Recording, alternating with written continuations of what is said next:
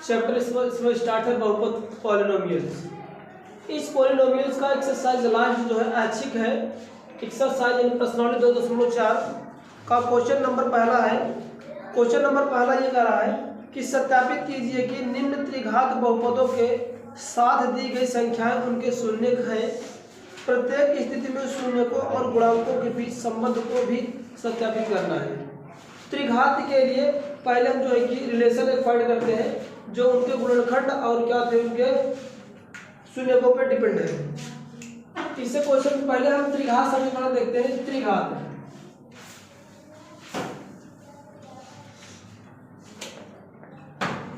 त्रिघात बहुपद आप लोग जानते होंगे कि जिस बहुपद की अधिकतम घात 3 हो उसे क्या कहते हैं, त्रिघात बहुपद कहते हैं। जैसे मैं उसका अगर जनरल टर्म लिखूं, जनरल फॉर्म लिखूं त्रिघात का, तो होगा ax की पावर 3 प्लस का bx की पावर 2 प्लस cx प्लस का d। ये आपका कोई भी 3 घात का एक समीकरण है। इसमें क्या होते हैं, अगर किसी भी बहुपद के अगर कोई भी बहुपद त्रिघात वाला बहुपद होगा तो उसमें मैक्सिमम 3 रूट्स उसके आएंगे, उसके 3 रूट्स आएंगे। जितने मैक्सिमम पावर होगा यानी जितने मैक्सिमम का वो आपका बहुपद होगा, पॉलिनोमियल होगा, उतने ही उसके रूट्स यानी शून्य फाइंड होते हैं, मिलते हैं।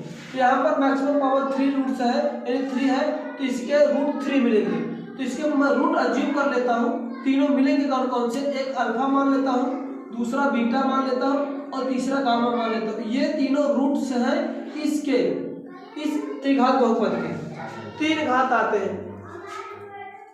इसी तरह से अगर इनमें हम क्या करें, इस पे यानी इनके रूट्स में ये तीनों रूट्स हो गए और इनके गुणांकों के बीच में, जैसे x क्यूब का गुणांक a है, x स्क्वायर का गुणांक b है और x का कोफिशिएंट c है और ये कांस्टेंट टर्म है। अगर इनके और इनके बीचों में यानी a b c तथा d ये क्या है, गुणांक है। किसके गुणांक है, ये गुणांक है किसके, गुणांक है क्रमशः है, किसके किसके है, क्रमशः है।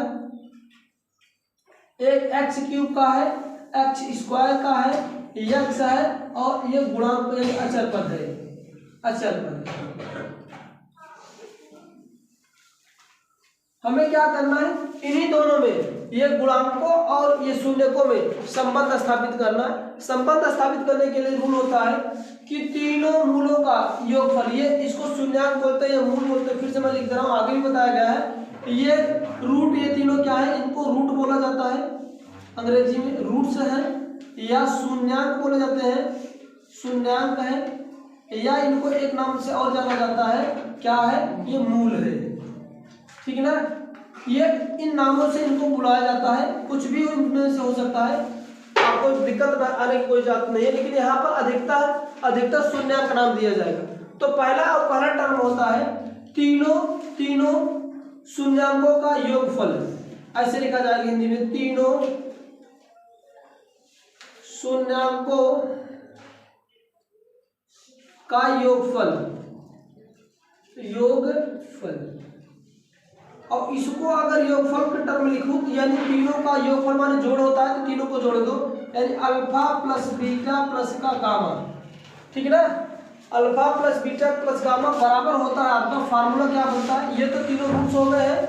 अब इनके गुणांक का संबंध क्या होता है, x का माइनस का x क्यूब का गुणांक, x क्यूब का गुणांक बटे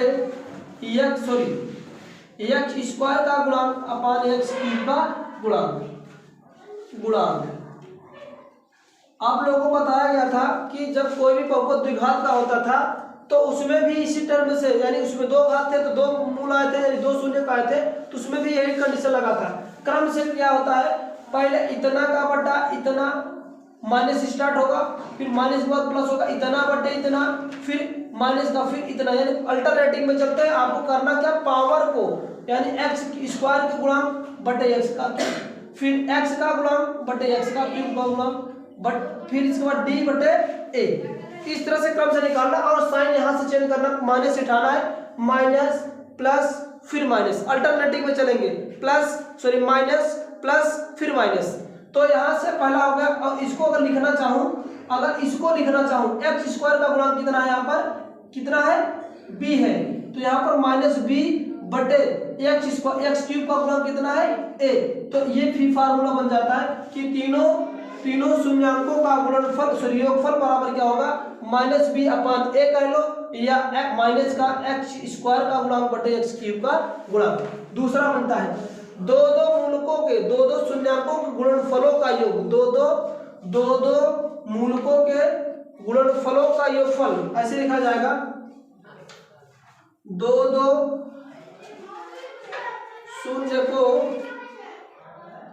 शून्यकों का गुणनफल का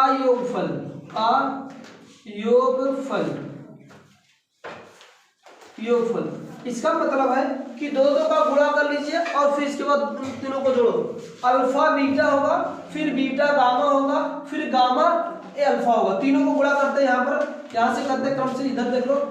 तीनों को दो का गुणा करेंगे, पहला अल्टरनेटिव अल्फा बीटा होगा पहला, फिर बीटा गामा होगा, बीटा गामा, फिर लास्ट में गामा और अल्फा हो जाएगा, गामा और अल्फा। ये तो दो का गुणा कर लिए, अब इनको ऐड कर देना है।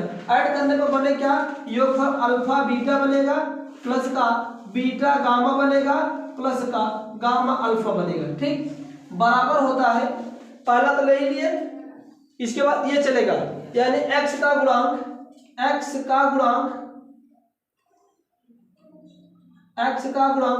बटे क्या हो जाएगा, एक्स क्यूब का गुणांक। ठीक, इसको मैं नीचे लिख दे रहा हूं, ये अल्फा बीटा, फिर बीटा गामा, फिर गामा और अल्फा बराबर क्या होगा।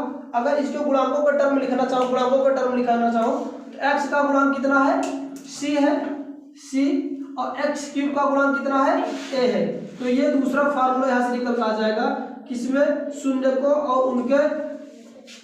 और उनके गुणांकों में के टर्म में।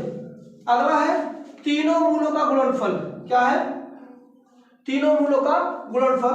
तीसरा स्टेप यहाँ पर बनेगा, तीनों शून्यकों का गुणनफल मतलब आप लोग इसे समझते हैं, मल्टीप्लीकेशन। तीनों का मल्टीप्लीकेशन करने पर होगा क्या, यहाँ पर तीनों का मल्टीप्लीकेशन करते हैं, alpha into beta into gamma is equal to, last वाला माइनस हुआ, इसके बाद प्लस हुआ, फिर क्या होगा, माइनस होगा, माइनस अचर पद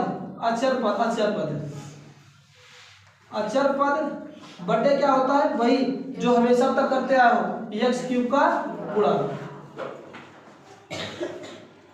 ठीक, अगर इसको जो है कि उनके टर्म लिखो, गुणांक के टर्म लिखो, तो इसको लिखा जा सकता है alpha into beta into gamma is equal to क्या होगा, एक अचर पद कौन सा है, अचर पद डी है, तो अचर पद इक्वल टू डी लिखेंगे, फिर बटे एक्स क्यूब का गुणांक क्या होगा, ए होगा।